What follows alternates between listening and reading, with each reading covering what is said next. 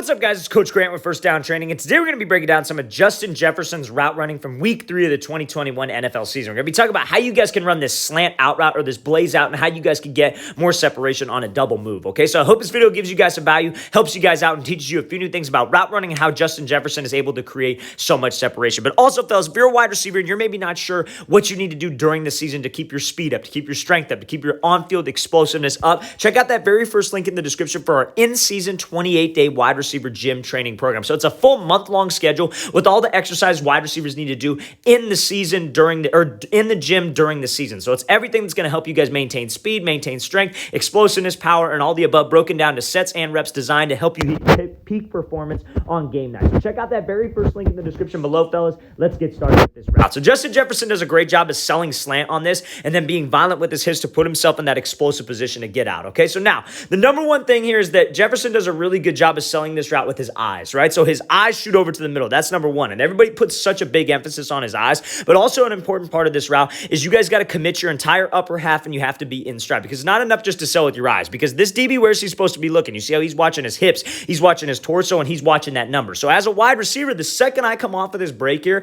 yes, I got to snap my eyes, but so many receivers will leave that shoulder and leave that hip drifting back to the side of the break, right? They start to round it. They start to turn too early. And the problem with that is that's an indicator. We don't want to give any indication to this guy of what I'm doing. So I got to make sure my eyes are there, my hips and my shoulders are committed on this 45-degree angle, and I got to stay in stride. Another thing receivers will like to do is when they come off, you see how Jefferson's taking full strides, right? What receivers will do is they'll start chopping their steps because they're preparing for the break. They're preparing for the drop of their pad level, and that's even worse than not having your eyes to the quarterback and not committing your pad level, because that DB doesn't believe it. We want to make this DB believe slant by my speed, by my stride, by my pad level, by my body language, by everything, right? Now, how are you able to change direction on this? So many receivers, when they go to change direction, they try to beat the drum, right? They start to do all these fast hands, choppy steps. Now, the problem with that is that takes too much time, right? It's not about eliminating as many steps as possible. It's about eliminating as much time spent possible at this break. So how you guys change direction while going full speed is by having a violent drop of your pad level. So you see how Jefferson, when he drops, he snaps down, right? They call it a trigger step. And you see,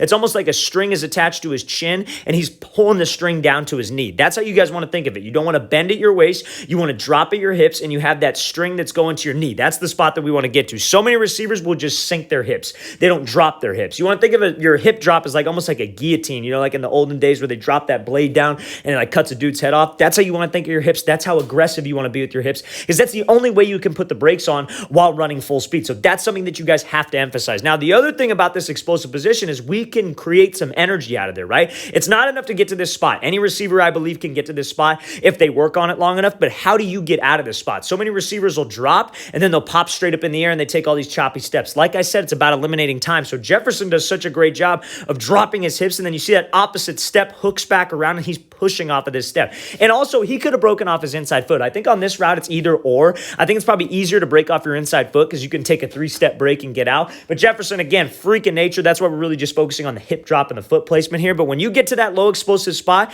these steps matter. Every single step that you take serves a purpose, and those steps have to serve to create energy. So he's violent with his hips. He's powerful with those steps, and you see how he's going to rip those arms to get out of this break. It's all about the 3 phases of the route. You got the break point, you got the acceleration, which is selling vertical. On this route, there wasn't much of that. You got the break point, which is the violent hip drop or the violent change of direction to get in that energy creation spot, and then the acceleration so you could widen the distance with this DB back to the ball. Let's watch the thing again, full speed one more time. Great job by Jefferson being patient, selling the slant, being violent with his hips, and using that hip drop to accelerate out.